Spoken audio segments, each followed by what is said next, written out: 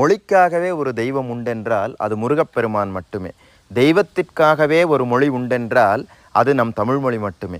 இப்படிப்பட்ட சிறப்புகளை உடைய நம் தமிழ் மொழியானது இன்னொரு மிகப்பெரிய சிறப்பையும் உடையது. அது என்னவென்றால், முருகப்பெருமான் தமிழே வடிவானவன். தனக்குரிய தெய்வம் தன்னுடைய வடிவத்திலேயே இருக்கக்கூடிய சிறப்பை பெற்ற ஒரே மொழி நம்முடைய தமிழ்மொழி மட்டும்தான். அது எப்படி தெரியுமா? முருகப்பெருமானுடைய திருக்கரங்கள் 12, நம் தமிழ்மொழியின் உயிரெழுத்துக்கள் 12.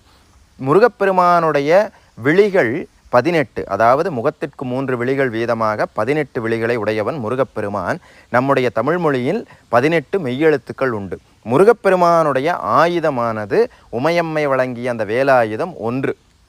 அது நம் தமிழ்மொழியின் ஆயுத எழுத்தாக அமைந்திருக்கிறது. இப்படி தன்னுடைய வடிவத்தில் தன் தெய்வமே அமைந்திருக்கக்கூடிய சிறப்பை பெற்றதுதான் நம்முடைய தமிழ்மொழி. அப்படிப்பட்ட சிறப்பை கொடுத்தவன் நம் முருகப்பெருமானே.